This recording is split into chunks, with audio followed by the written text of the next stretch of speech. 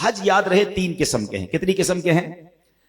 حج قران، حج تمتع اور حج افراد. ہمارے پاکستان سے، انڈیا سے یا یورپ سے لوگ جو میقات کے باہر رہتے ہیں وہ عموماً حج تمتع کرتے ہیں. میں تینوں حجوں کی تھوڑی تھوڑی بات بتا دیتا ہوں.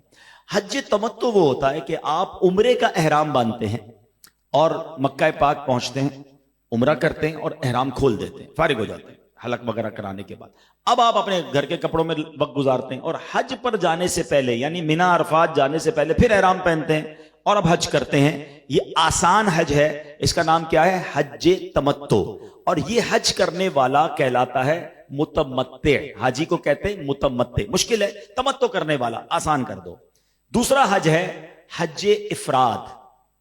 اس میں حاجی ایک ہی باری میں حج کا احرام باندھتا ہے. یہ نارملی یہ حج جو ہے مکے میں رہنے والے، جدہ میں رہنے والے، ادھر رہنے والے وہ حج افراد ہی کر سکتے ہیں، وہ کوئی اور حج نہیں کر سکتے. تو وہ کیا کرتے ہیں کہ مینا جانے سے پہلے احرام پہنتے ہیں اور مینا چلے جاتے ہیں. اگر اب پاکستان سے کوئی حج افراد کرنا چاہتا ہے یا دنیا کے کسی اور ملک سے کرنا چاہتا ہے تو وہ حج کا احرام باندھے گا، عمرے کا نہیں. کس کا احرام باندھے گا؟ حج کا. اور اس کا احرام کھلے گا کب؟ جب حج کا سارے اراکین وہ پورے کر لے گا، منی عرفات کے معاملات، رمی جمرات، قربانی. اب حج افراد کے لیے قربانی واجب نہیں ہے تو بہرحال اس کے بعد اس کا احرام کھلے گا، یعنی حج کے بعد اس کا احرام کھلے گا. تو یہ تھوڑا سا ڈیفیکلٹ ہو گیا ہم لوگوں کے لیے.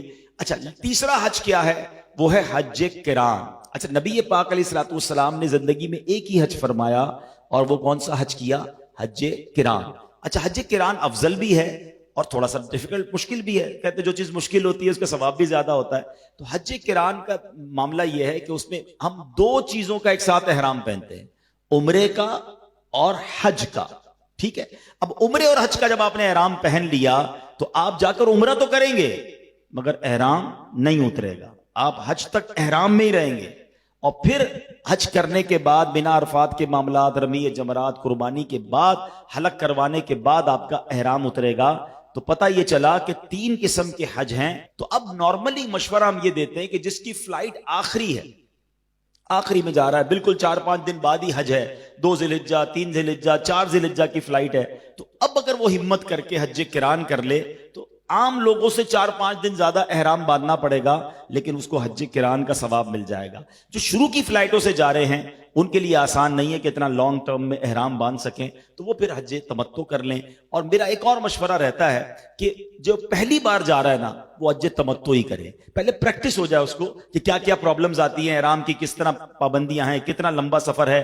تو اگلی بار انشاءاللہ کبھی زندگی میں جائیں، تھوڑا تجربہ ہو جائے تو پھر حج قران کریں اور اس کی برکتیں لوٹیں. تو یہ 3 نیتیں ضرور یاد رکھیں. اب اس میں ایک بڑی مسٹیک جو حاجی کرتے ہیں کیونکہ اس چیز کا پتہ نہیں ہوتا، ایک اور پتہ نہیں دل میں بڑی تکلیف ہے اس بات کی کہ لوگ 10-10 لاکھ، 12-12 لاکھ، 15-20 لاکھ کا بھی حج کرتے ہیں اور 35-40 دن کے لیے جانے کے لیے تیار ہیں مگر 2-3 گھنٹے تربیت کے لیے نہیں دیتے اور اس کی وجہ سے ایسی مسٹیک کرتے ہیں. خود میرے ساتھ ہوا ہے. میں ایک بار جدہ جا رہے تھے، میرے ساتھ ایک حاجی بیٹھے تھے، میں نے بھی احرام پہنا تھا، انہوں نے بھی احرام پہنا تھا. تو میں نے کہا آپ نے حج کی نیت کر لی؟ کر لی. میں نے کون سے حج کی نیت کی؟ تو میرا منہ دیکھنے لگے، بولے کون سا حج کیا ہوتا ہے بھائی؟ حج کی نیت کی ہے. میں نے کیا نیت کی ہے؟ حج کی نیت کی ہے. میں نے کہا آپ نے حج کی نیت کی ہے؟ کہہ رہے ہاں.